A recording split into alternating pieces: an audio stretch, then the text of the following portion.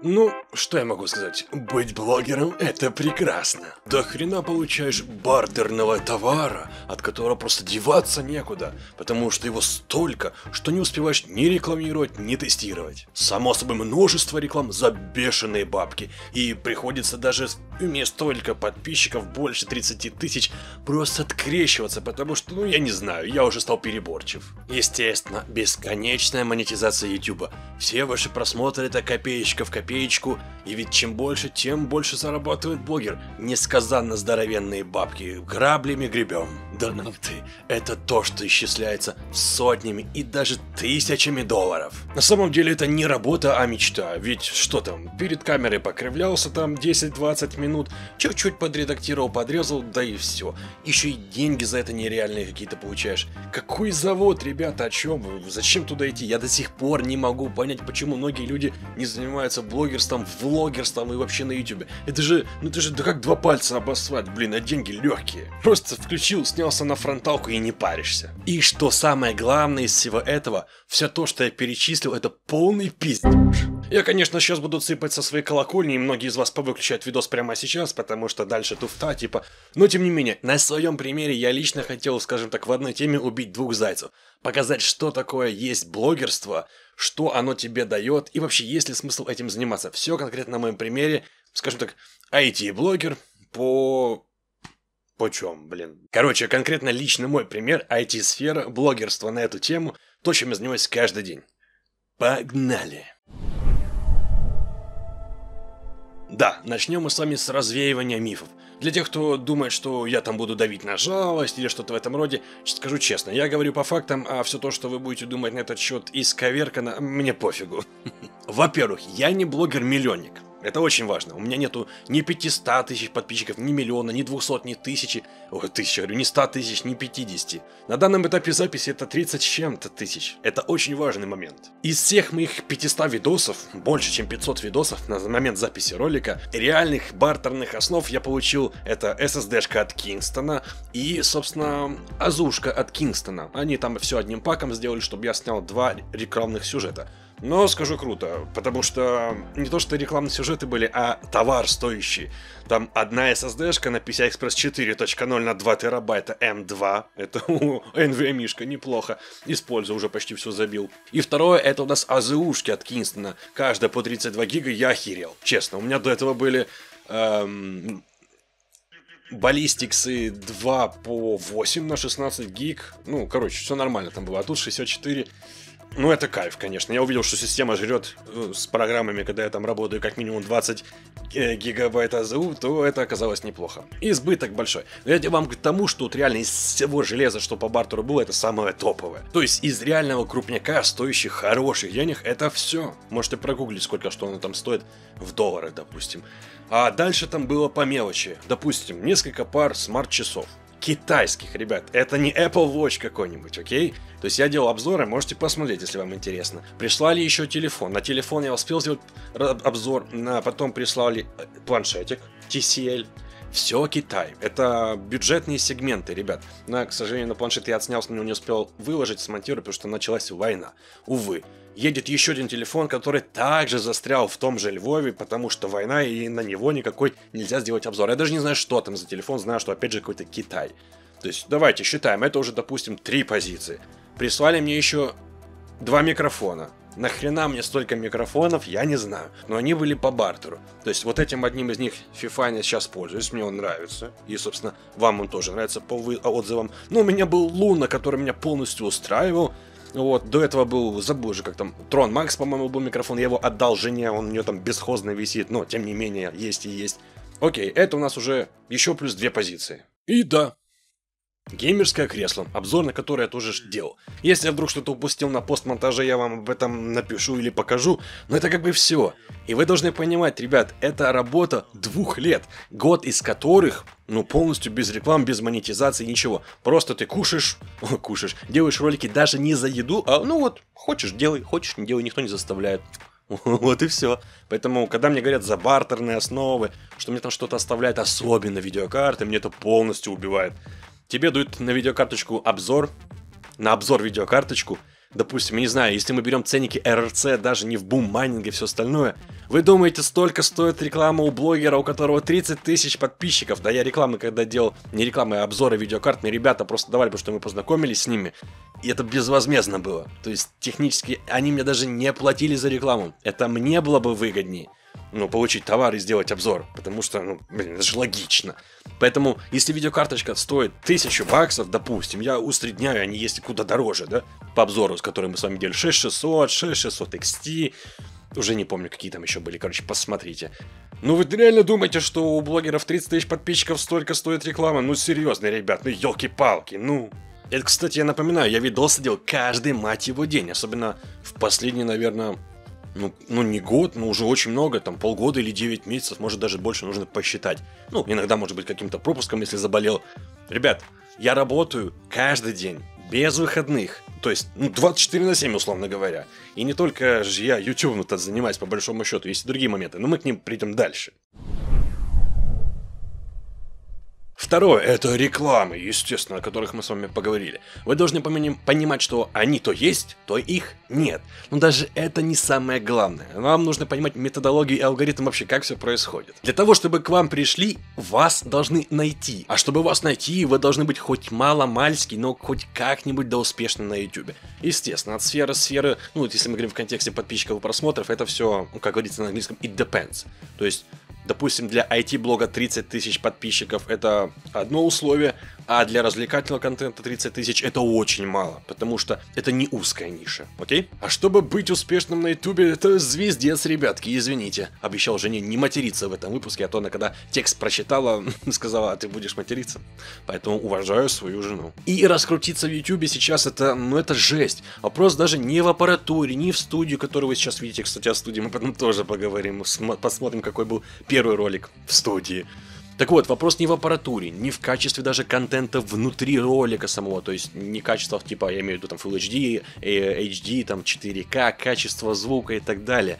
А вот в самом YouTube суть, тут палка о двух концах.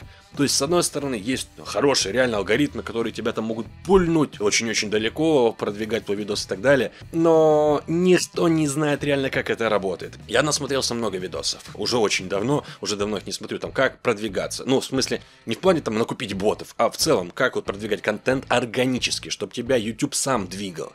Смотрел и неорганические моменты, смотрел разных блогеров. Уже сам набил, скажем так, очень неплохой опыт по хэштегам, как это все продвигать. И даже я до сих пор не понимаю, когда YouTube соизволит продвинуть видосы, а когда не соизволит. Потому что можно сделать тему, он ее задвинул, ты пытаешься повторить эту тему, а он уже двигает ее не так. А может вообще не двигает. И все вот эти ребятки, это так, отступление лирическое, которые говорят, что вот, делай то, делай это, делай все, и тогда ты будешь в топе. Ни хера не знают вообще об этой теме. То есть теги, название, время публикации, это, да, это важно. Но если ты выстрелишь, это все не важно. А выстрелить ты можешь даже без этого. Понимаете? То есть все вот эти вот...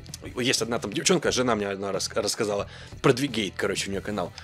Такое важное лицо из себя строит, все знает, боже, не могу просто. Но при этом это не работает. Короче, это то, что, говорится, наболевшее для меня. К слову, там, если вдруг дискуссия какая-то будет с подобными людьми, легко. Я готов. Так вот, реклама, ребят, доход нестабильный. И вы должны понимать, что иногда рекламодатели попадаются такие, что, это невозможно общаться. Я вам там прикреплю, может быть, переписки, я еще подумаю, чтобы... Там, в принципе, ноунеймы, и чаще всего мне попадались неадекваты, это те, которые пытаются рекламировать майнинг, но обычно это англоязычные ребята, и зачастую это с Китая. Во всяком случае, так они позиционируются, я смотрю по именам и по подходу сообщениям. Реально люди, которые общаются на русском языке, в основном всегда были адекватными. А там просто жесть. В общем... И, кстати, зачастую нытье типа по скидке, по условиям. Просто представьте, кратко алгоритм. Меня просят сделать видос, запустить его на канал, и потом мне делают оплату. То есть то, что я пишу сценарий, иногда даже без сценария присылают, просто вот сделай, условно говоря, да? Я упрощаю. Иногда присылают с опорными пунктами, иногда уже с полностью готовым текстом. В редких случаях даже видос уже какой-то готов, там зачастую это 40 секунд, не суть. Вот, и все, ты начитываешь, монтируешь, показываешь, они одобряют, платят, ты публикуешь. А есть же уникумы, которые ничего тебе не дают, говорят, вот ссылка, вот посмотри, допустим, или видос, и сделай по этому подобию.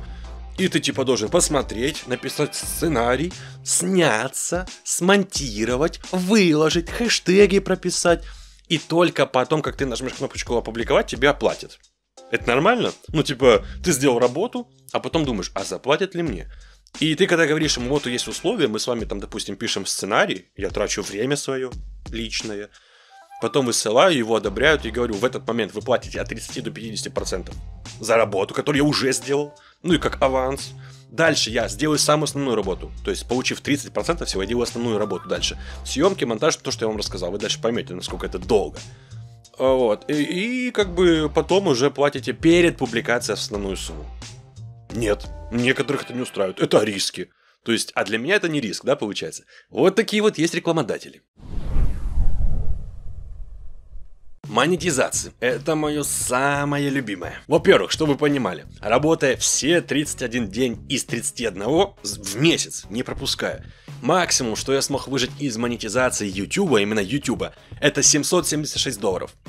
Еще раз, $776 работать 31 день из 31, имея себя, как бы это ни звучало, жену и ребенка. Как вам? Да? Заебись? Блогер. И мне там про завод что-то рассказывают, что я ничего не делаю. Можно, в принципе, сказать, ну, сам же выбрал. Да, полностью сам выбрал. Так что вы мне об этом пишете тогда? То есть, естественно, сюда мы присоединяем то, что мы с женой там еще и собой должны заниматься. То есть, это там тренажерный зал, еще какие-то моменты. Сходить в магазин, я имею в виду в контексте времени и затрат, конечно же. Погулять с ребенком отдельно, либо совместно. Там еще какой-то отдых, может быть, если так таковой можно назвать. То есть, как бы, время. А теперь обратите внимание на другие месяцы. И скажите, что я халявщик, да, получается? Вот прям оверпрайсы тут по доходам. И самое показательное здесь, раз уж пишу видос по факту именно в этот период, это война. 24 февраля, когда Россия напала на Украину. И как бы со временем, по-моему, в марте отключают монетизацию с просмотров в России. 80%, 75-80% моей аудитории это люди, которые находятся в РФ. Эту монетизацию мне обрубают, ну, вернее, всем.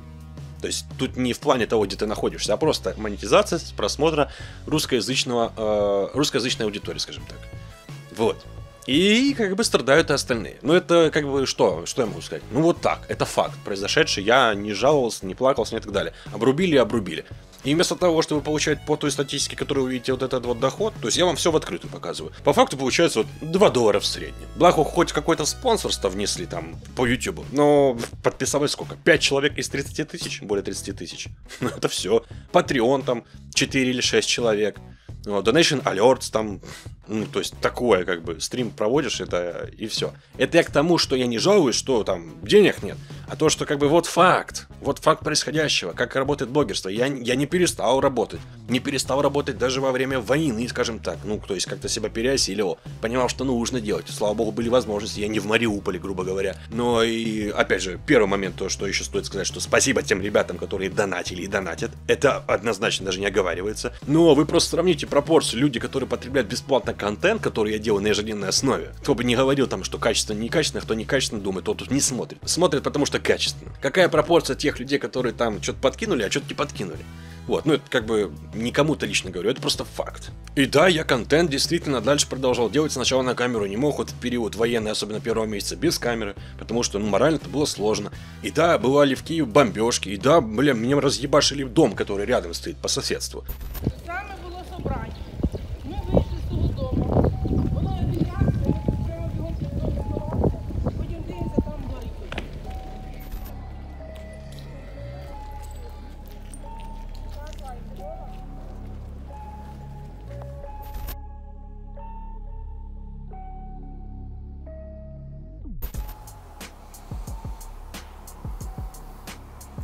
Жилой дом. Благо в этот момент, ну, может быть, как-нибудь историю-то отдельно расскажу. С женой мы шли напротив этого же дома тогда. То есть я мог бы вообще уже не снимать видосы дальше. Меня просто не было. Итак, чистая ремарочка. Если бы я видосы, все, которые делал ранее, был, допустим, на английском языке при прочих равных, то доход был бы в 6, а то и в 8 раз больше. То есть, допустим, мы там с вами берем, я получал $700, например, в месяц, там это максимум, который был, то я бы получил там, допустим, 5800. Чувствуете разницу, блин? Потому что просмотры были там с Америки, из других стран англоязычных. У них капитализация, платежеспособность за человека больше. Ах да, кнопка спонсорства, о которой я обмолвился, она вот появилась недавно, как и PayPal в Украине. Но как бы погода особо не строит.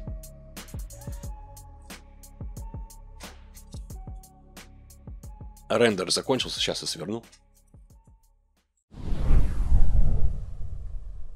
Донаты. Ну, это вытекающее из предыдущего, я, в принципе, уже основную идею вам озвучил. То есть, если что, сюда уже можно отнести спонсорство, Patreon, Donation Alerts и Boosty. Если что, ссылочки в описании. Первое и самое важное, наверное, что стоит сказать, это спасибо, ребята, всем тем, которые задонатили настолько много тогда, ну, условно, относительно настолько много, в первый месяц войны, когда я вышел в этот стрим. Вы не представляете, насколько это было важно, насколько это важно сейчас, поэтому всем вам низкий поклон и благодарность. Ну, второе, просто посмотрите эту статистику. Как я алчно греб бабки за свою 2-летнюю карьеру ютубера. Уже даже не знаю, на какие счета денежки переводить и в какую крипту вкладывать. Но окей, давайте теперь мы вынырнем из этого виртуального пространства, из этих мифов. Я вам расскажу по факту, как живет ваш покорный слуга Human Vast, он же Влад, создавая контент на ютубе по IT-сфере.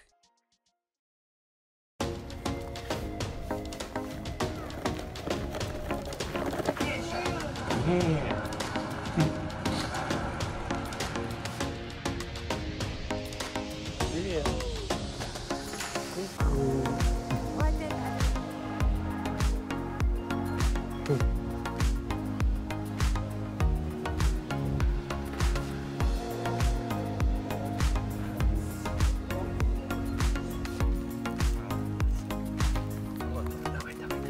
Вот, одна.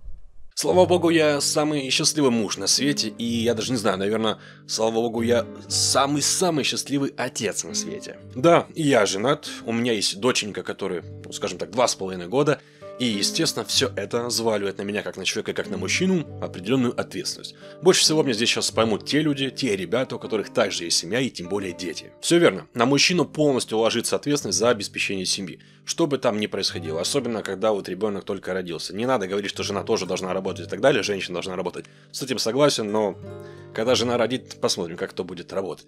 То есть идет полное обеспечение, скажем так, семьи настолько, насколько каждый может, полностью по принципу пирамиды Маслоу. Но вы должны понимать, что если мы говорим в контексте денег, финансов, то приносить денежки на стол жене — это всего лишь один из маленьких пунктов. Нужно, естественно, самое основное, уделять время и заботиться о тех, кого ты любишь. О жене, о дочери, о своих родителях, своих родственниках и так далее, если поддержите связь.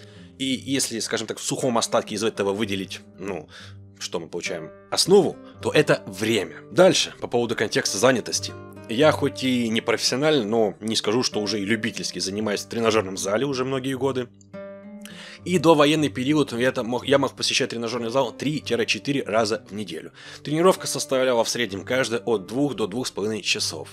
Тренировался я как для себя интенсивно и объемно.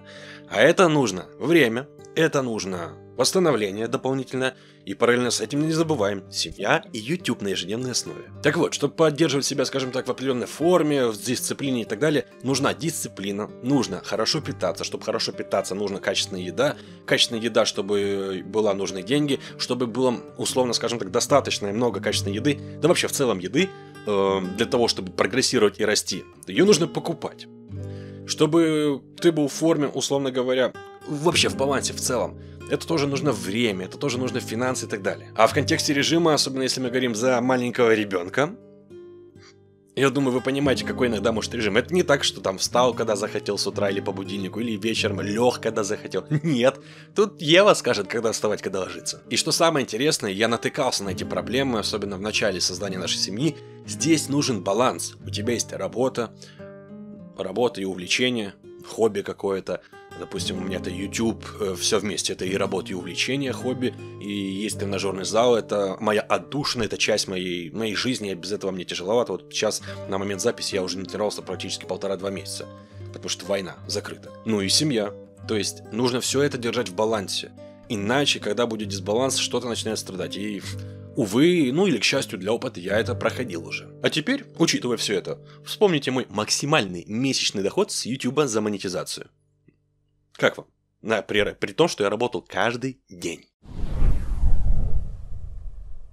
Я сейчас вам нарисую, скажем так, распорядок дня в неком таком сферическом вакууме. Ну, потому что он мог отличаться, допустим, декабрь и январь у меня сильно отличались от того же, там, допустим, следующего февраля. Ну, а как бы март и апрель, вы сами понимаете, почему очень сильно отличается. Поэтому я подберу что-то такое, нечто среднее, как я мог бы жить сейчас. Причем я еще опускаю подробности по поводу там качалочки, по поводу семьи, там, прогулок и так далее. Вот представим, что я ютубер 24/7. Я просыпался в какой-то период времени с 5 до 7 часов утра, для того, чтобы пока спит моя семья, я смог обработать новости в IT-сфере, просмотреть определенные истории, и начинать писать сценарий. Кстати, после всего этого, покуда я все это делал, я потом параллельно шел сделать себе там коктейльчик попить, овсяночка, там, бананчик и так далее. Параллельно это все пил, и потом в 7 утра я уже был в тренажерном зале на тренировке. Пока все спят. По итогу, как проходил мой рабочий день вообще начало, в подробностях. Я анализировал источники. В основном это англоязычные, их штук 10-12, где-то дюжина. Я их всех просматривал, вкладочки выделял себе куда какую надо, последовательность, выбирал те новости, которые я считаю интересными и нужными, ну и плюс, естественно, те, которые больше подходят для YouTube, чтобы продвигаться далее. И да, и следующим этапом, естественно, это был перевод с английского на русский. Причем не просто сухой, а для того, чтобы он казался разговорным. Зачастую у меня получается в среднем 3 страницы А4. Ну, на самом деле чуть побольше, потому что я люблю подвигать все эти ползунки страничек, чтобы... не люблю, когда слишком много пустого места. По итогу это получается где-то 8-минутный сюжет. В зависимости от плотности текста. То есть бывает чуть-чуть поменьше, бывает чуть-чуть побольше, но вот в среднем где-то так. Вы по YouTube сами можете видеть, какая длительность видоса у меня. Но порой бывает так, что поскольку я работаю на ежедневной основе, я иногда могу какой-то новостью пожертвовать и сделать видос покороче, но чтобы он вышел. Вот, ну, правда, я нашел альтернативу в этом случае, когда я понимаю, что мне нужно успеть до там какого-то релизного времени, скажем так, до 9-10 вечера, это прям притык, когда видос должен выйти, то какую-то часть видосов, часть информации я могу закинуть в Telegram. Следовательно, подписывайтесь в Telegram, чтобы не упускать все. Не, на самом деле сейчас я, успеваю в данном периоде делать то, что я считаю нужным. Но если есть еще какая-то дополнительная информация, которая мне нравится, я ее еще дополнительно пощу в Telegram-канал. Ну, а когда текст готов, то я начинаю выделять то, что скажу на камеру. Ну, а что я читаю отдельно. Скидываю текст себе на телефон, чтобы сценарий был под рукой, и начинаю приготовление. И порой мне кажется, что само приготовление вот всей этой студии, это куда дольше, чем непосредственно сам видос. Ну, а как вы хотели? Это не просто сел так на креслице, включил микрофон на Audacity, начал шпарить на камеру, начитал и забылся. Нет, не так это работает. Для начала мне нужно подготовить студию. Вы ее видите каждый день, и локация не меняется. И поэтому, чтобы она вам не надоедала, я на каждый выпуск ищу вам новые живые обои. Чтобы они завлекали ваш взор. Причем, чтобы они были гармоничны друг с другом, особенно в цветовой гамме. Потом под эти обои я подбираю тип цвета задний, который освещает задние стенки от меня, обе. Сначала подрубаю один цвет, ну а следом включаю и второй. Порой даже через MSI программку я подбираю вам цвет и в системном блоке. Да-да, друзья, все для вас. Ну а потом расстановка света. С левой стороны включаем.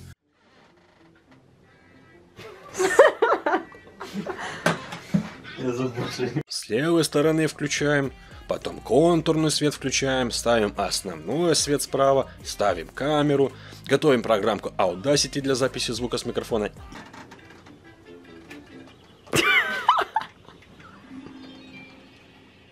И погнали. И если вы думаете, что с этого момента уже можно записывать ролик, то нет, еще рано. Потому что вы видите не только студию «Живые обои», а вы видите еще меня. А я должен быть в более-менее опрятном виде. Но сегодня я решил волосы распустить, но вы все меня знаете вот в виде другом. Плюс, поскольку вы видите меня каждый день, я не могу быть все время в одном и том же виде. Значит, мы должны подготовить еще и одежку разную. Именно поэтому у меня здоровая кипа разных футболок, разных цветов и принтов, для того, чтобы вам было приятнее созерцать ведущего. Ну так что, теперь стартуем? Нет. Вот это вот все должно быть чистым, опрятным и не вьющимся, не жирным. Поэтому нужно голову помыть, желательно в день съемок заранее, и бороду. А поскольку борода у меня, блин, вьется так, как, блин, наверное, на лобке волосы не вьются, нужно еще выровнять ее специальным, как это, не тушью, а как она, ну вы поняли, короче, вот, выровнять ее. Ждать, пока волосы высушатся, потом их уложить и все по красоте сделать. Да, такие реалии, о чем хотели. О, плойка. Угу. Окей, патлы готовы, борода готова, одежка готова, студия готова. Начинать-то уже можем? Да. Погнали.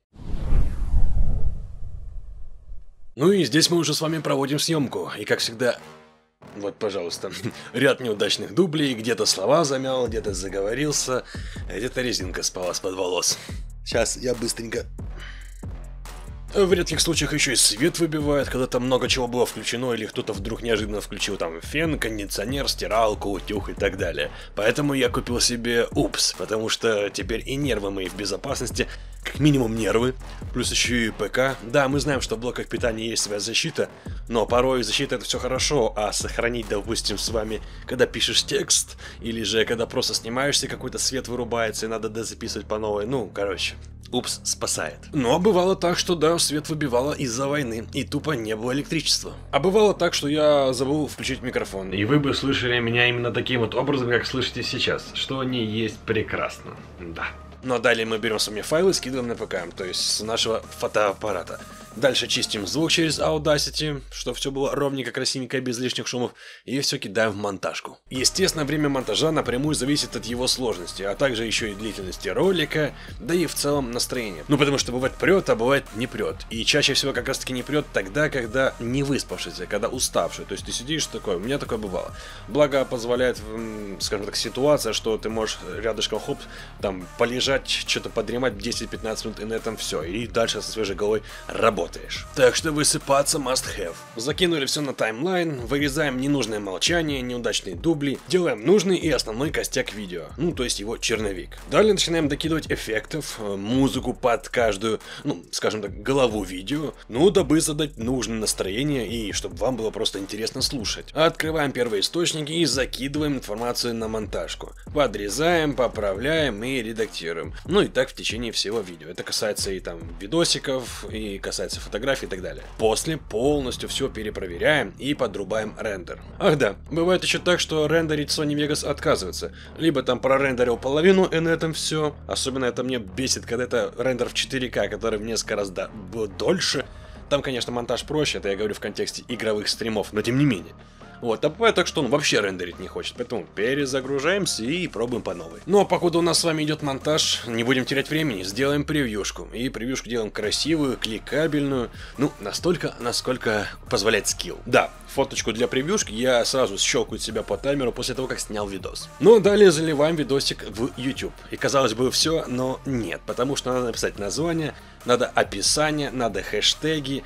Нужно загрузить будет туда еще и заставку конечную, то, что вы видите под конец видоса, там видосы, которые рекомендуются. Также туда еще догрузить подсказочки. То есть, если я какой-то видос, допустим, упомянул в этом, то надо выбросить подсказку, чтобы вам было удобнее перейти. А если даже не упоминал, все равно сделать так, чтобы было интересно. Ну и субтитры. Это не так давно начал делать, но мне кажется это важным. То есть максимально берем вручную текст, который мы заготовили для сценария, закидываем в видос, а потом все это переводим на дополнительные языки. То есть сейчас пополнился субтитрами языки. Это украинский, это у нас испанский и английский. Вот это вот все надо продублировать, а потом по тайм-кодам непосредственно это все распределить. Ну, благо, что с тайм-кодами это уже можно сделать на автомате, если мы добавляем оригинальные субтитры, а не те, которые сделал YouTube на автомате. Это основное, может кто-то пропустил. Ну, в итоге мы ждем, пока видос загрузится, пока обработается, скажет, монетизация пройдена или не пройдена, а не нарушены ли авторские права.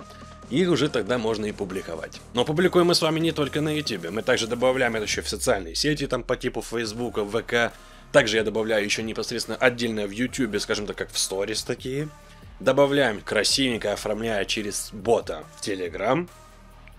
Ну, собственно, и все. Можно еще в инсту добавить, в сторис. Вуаля, конечный продукт в течение 6-8, иногда чуть больше минут перед вашими глазами, которые вы даже не успеете посмотреть под чашечкой чая, и он уже закончится. Но вот за кадром немножко все по-другому. Ну, короче, как два пальца об асфальт. Студия. На самом деле, я когда писал сценарий к этому видосу, для меня это был, наверное, самый приятный, потому что ностальгический момент. Посмотреть, как это было до и что есть сейчас. Ну, блин, это будет интересно. То есть для меня это будет такая некая историческая справка, и для вас, собственно, тоже посмотреть на до и после. Ну, а для некоторых других людей, которые думают, что все это очень незатратно и просто, и организовать и так далее, то вы как раз таки самостоятельно можете взять свой телефон, включить калькулятор и примерно посчитать, сколько все мне это обошлось. И да, изначально я начинал вот с этого. Да, друзья, это мой первый видос, и тогда я считал, что он очень даже неплох. Но плохо тут все, кроме звука. Хотя я вам такой небольшой секретик открою. Если бы тут было все хорошо, но был плохой звук, поверьте, стало бы еще хуже. Это так, может быть, некоторым пригодится лайфхак. Пусть лучше будет все так себе, но отличный звук, чем наоборот, поверьте. Тем не менее, это ужасный свет, ужасная студия, всюду торчат провода, лицо какое-то у меня перекошенное. Короче, тут проще сказать, что в этом видео хорошо, нежели перечислять минусы. А хорошо тут, да, только звук. То есть, да, друзья, вот что было тогда, и вот что мы имеем сейчас. В итоге я приобрел себе полную сборку ПК, то есть я собирал все сам, все высматривал, что лучше с чем. То есть, короче, я не брал готовую сборку. И в довесок я там взял тут же вебку, взял микрофон и так далее. Далее еще повествую, что еще было дополнительно обновлено или взято. Вообще, если смотреть с самого начала, изначально я начинал с игровых новостей, даже без лица. Было не очень успешно. Десятки просмотров, если каких-то были, ну то есть там 5, 10, 20, 40, если будет 70 через там пару-тройку месяцев, это ничего себе. Я делал где-то 2 ролика в неделю, для меня это уже казалось типа 2-3 ролика, это сильно. Это действительно было сильно, особенно на старте. Но как такового профита нет. Жалко, что я вам показать не смогу в плане вот именно в перечне YouTube, потому что в свое время я их скрыл, когда там начался более-менее продвижение в YouTube, и потом их удалил, потому что посчитал их ненужными. Но сейчас все-таки жалею, лучше бы они стали скрытыми, чтобы, ну блин, историческая справка сохранилась, а так как бы... Они есть у меня, конечно, на компе, на жестком диске, но это не то. Лицо я не планирую вообще показывать, то есть такого формата разговаривания на камеру не было. Это потом я немножко добавил, не помню, честно говоря, причину, то есть если я рассказывал о чем-то там, о каком-то железе, я добавил непосредственно сначала себя там, секунд 30, допустим, может быть чуть-чуть там еще в середине видео и в конце, как прощание. Все. Мне, может быть, я не знаю, как тогда я думал, честно, не вспомню, не буду врать, но сейчас я предполагаю, что, скорее всего, это было следующим образом. Я думал, что когда есть живой человек, когда мы видим лицо, ну, в общем, персонажа какого-нибудь, да, реального человека, тогда доверие к контенту, к проекту и, собственно, к человеку больше, чем если просто это диктор. На самом деле оно таки есть. Вот. А потом уже пришел период, конечно, я перешел на более полноформатную такую съемку. Пришлось даже обновлять аппаратуру, потому что на iPhone 8 Plus у меня, ну, это нужно было настолько много света, вот прям вообще просто много света, чтобы шумов не было. И все равно не справлялся, поэтому я приобретал себе уже фотокамеру. И, как оказалось, не прогадал. Выбирал их там пару дней, ну, когда было свободное время, взял себе примерно за долларов 800, честно, не буду врать, не помню уже точно. Ну, примерно, может, чуть дороже, $850 на тот момент. И все, пожалуйста, Canon G7X Mark II, вот на него сейчас все это дело снимаю.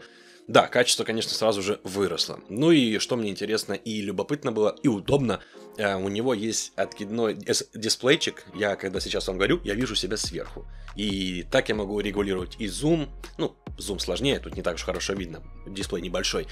Просто видеть, как выглядит студия, не надо ничего перенастраивать, там, ходить по 10 раз. Это было очень удобно, потому что когда снимал на телефон, вот это была жопа.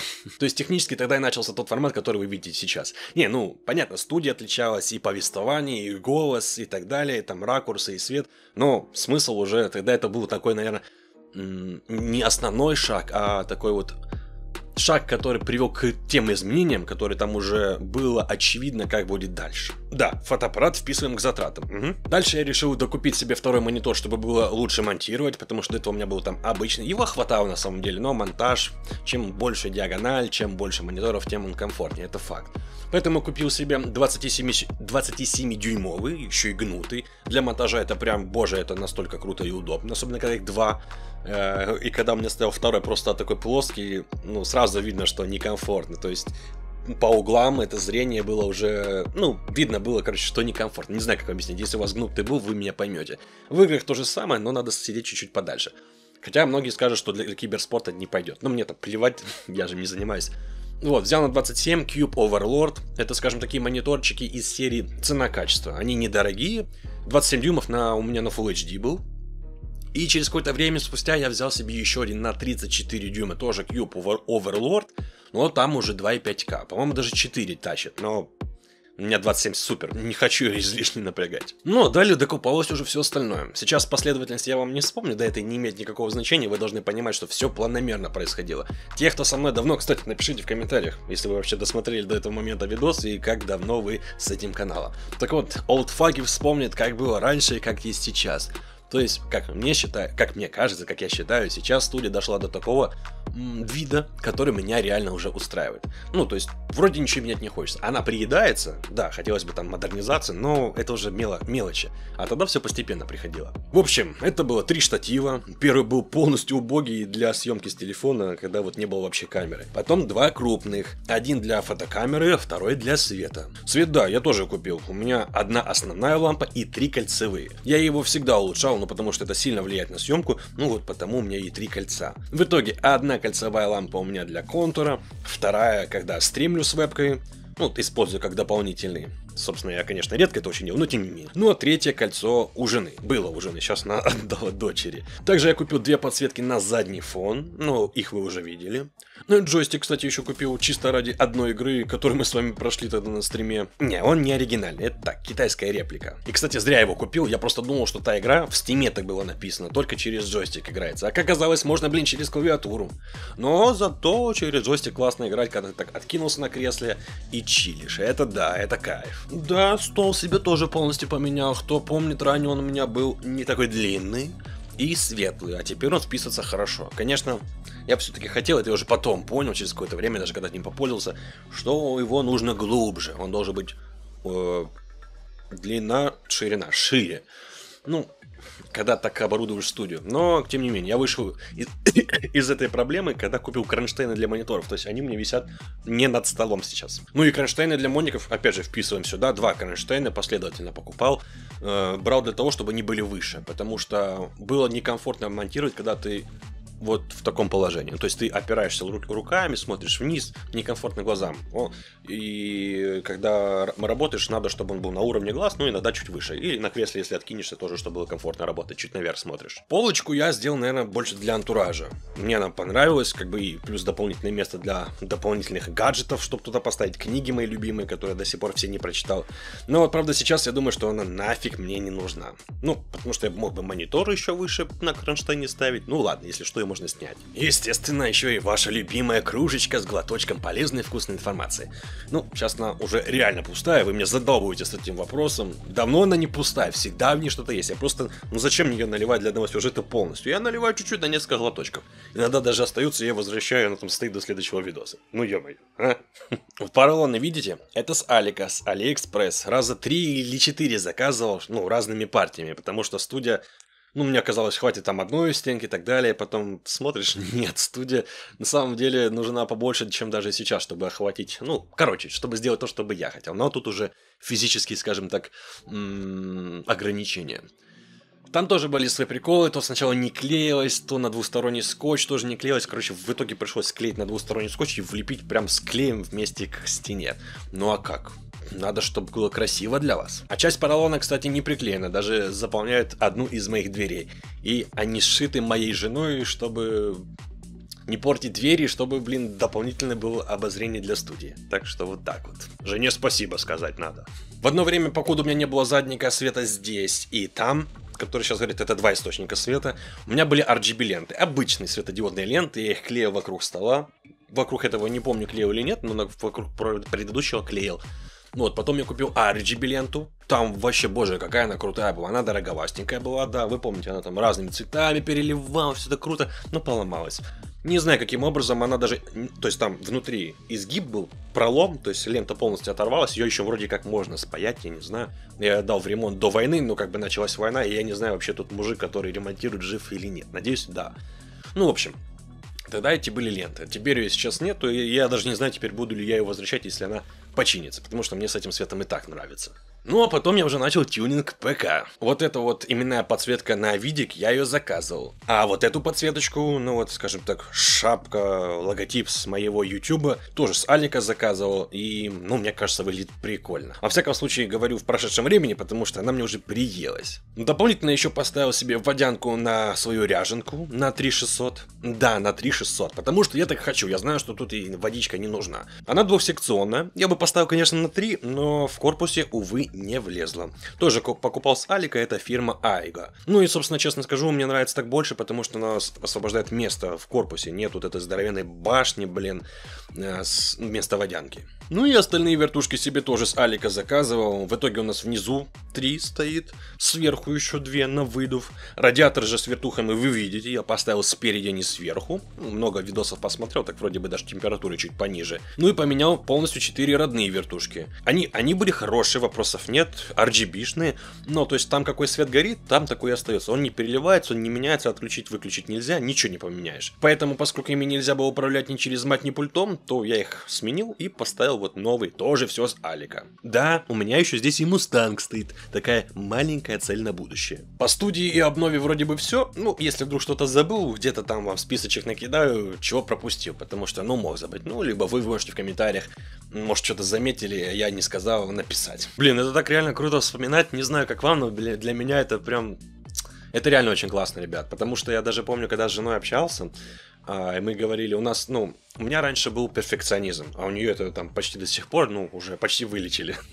То есть, грубо говоря, есть люди, которые должны все сделать идеально и только потом начать, а я тогда, перешагнув через себя, думал, я начну, я буду постепенно развиваться, и ну вот мы где находимся. И просто так думаешь, а если бы я не начал, а если бы я начал только тогда, когда все купил бы, я бы все купил, а оно не прет, и ты забил бы. Блин, я даже татухи сделал специально, здесь написано, но вам невидимо, это Human Vast. Я себе поставил тогда цель. Одна из первых, кстати, это была здесь. Она модифицированная. Кто играл в The Last of Us во вторую часть, это татуировка Элли. Я себе тогда сказал цель. Вот, я бью татуху, и это как бы в хорошем смысле мое клеймо. Я начинаю проект Human Vast, и я его буду добивать, доделать до того момента, пока он не станет успешным.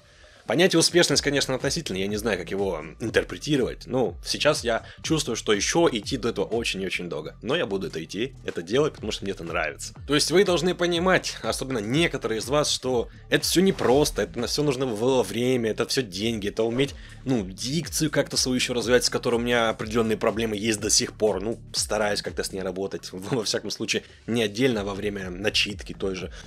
Ну, то есть, вы понимаете, да, это время, все остальное, поэтому... Ютуберы в большинстве своем до хрена не богатые. И, собственно, вообще иногда даже, ну, не беднее, а зарабатывают меньше. То есть вы, ну, потому что посмотрели, я думаю, уже сделали какие-то определенные выводы.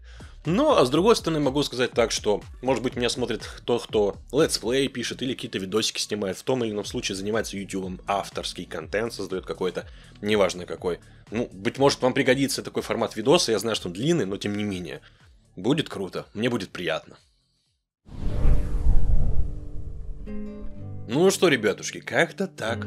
Теперь вы знаете, как как происходит жизнь обычного человека, обычного ютубера. На конкретно одном примере. Моем, на конкретно одной нише, IT, на конкретном формате, новостные ролики на ежедневной основе. И, друзья, я вам очень сильно признателен, что вы досмотрели этот ролик до конца. Я вам очень сильно признателен, что вы до сих пор продолжаете смотреть мои ролики, цените мое творчество и остаетесь с проектом. И я вам неимоверно благодарен за вашу поддержку, что вы, опять же, смотрите, что вы оставляете комментарии, что мы создаем такое комьюнити, что вы ставите лайки.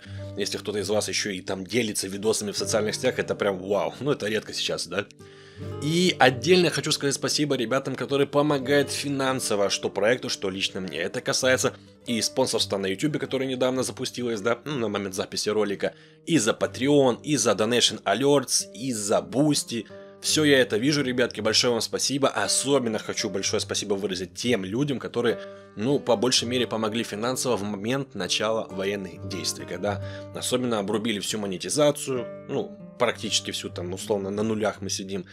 Рекламные кампании, естественно, тоже там под вопросиком и так далее. Ну, в общем, спасибо всем, кто поддержит проект так или иначе. Это очень-очень важно, поверьте. Мне как автору это критически очень приятно. А на этом, ребятки, у меня для вас все. Пойду теперь и я перекушу, потому что понимаю, что вы смотрели этот ролик и уже насытились и информацией, и едой.